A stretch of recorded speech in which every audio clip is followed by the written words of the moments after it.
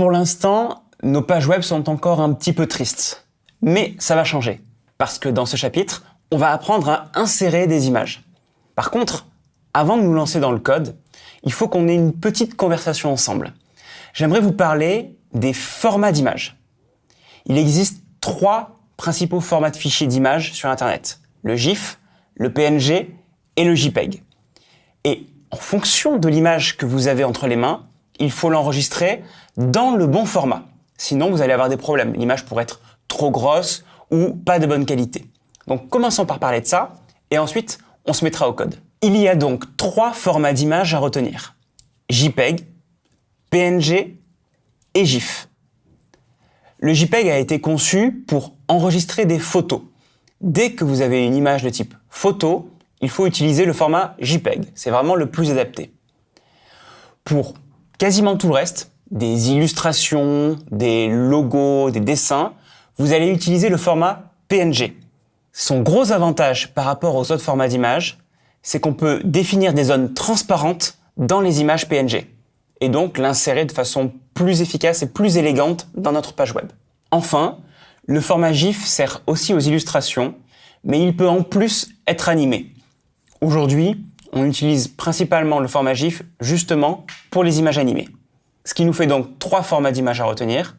JPEG pour les photos, PNG pour à peu près tous les types d'illustrations et GIF pour les images animées. C'est vraiment important d'enregistrer votre image dans le bon format à chaque fois. Si vous choisissez le bon format, l'image sera plus petite, donc plus rapide à télécharger et généralement de meilleure qualité. Comment insérer une image dans une page ? Eh bien, c'est très simple. Une balise, IMG, et 2 attributs. SRC pour indiquer le nom du fichier qu'il faut charger. Ici, ce sera par exemple montagne.jpeg dans le sous-dossier image. Et l'attribut alt qui sert à décrire le contenu de l'image en quelques mots pour notamment les personnes qui sont aveugles et donc qui ne peuvent pas voir les images, mais aussi les robots qui ont besoin de référencer les images et donc de connaître la représentation de l'image. Donc pensez toujours à mettre SRC et alt pour décrire l'image. Là, ici donc, montagne.jpeg se trouve dans un sous-dossier image. Comme vous voyez, image, et il y a un fichier montagne.jpeg. Et donc si on teste ce fichier, qu'est-ce que ça donne ? Voilà, on retrouve notre paragraphe de texte avec à l'intérieur la balise image qui m'affiche ma photo de montagne. Attention à une petite erreur à éviter, l'image se place généralement à l'intérieur d'un paragraphe de texte. Pas toujours, mais le plus souvent.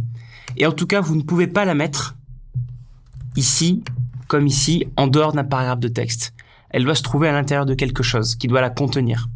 Donc le plus souvent, ça sera dans un paragraphe de texte comme ici. Vous pouvez aussi rendre vos images cliquables, comme par exemple j'ai fait ici. Là, on a une version miniature de la photo, et si on clique dessus, on atterrit sur la version agrandie. Comment faire ? Eh bien, j'ai besoin de 2 fichiers, la version miniature de l'image et la version agrandie. Donc ici, j'ai créé montagne et montagne mini qui est un petit peu plus petit. Ensuite, dans mon code, c'est un petit peu plus compliqué.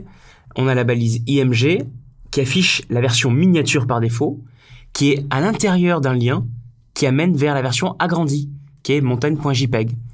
Comme ça, on affiche montagne mini par défaut, et si on clique, on tombe sur l'image agrandie montagne.jpeg. Il faut connaître aussi quelques autres balises qui sont apparues avec HTML5, notamment la balise figure et fig caption. Parfois, quand vous voulez dire que votre image est une figure qui a un sens dans la page, que vous voulez la mettre en valeur et peut-être lui mettre un libellé, eh bien, il faut utiliser la balise figure.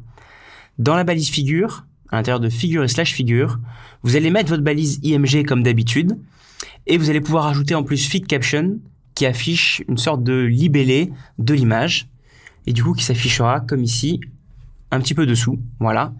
Ça permet donc d'indiquer à l'ordinateur qu'il y a une figure ici avec un libellé qui se rapporte à la figure.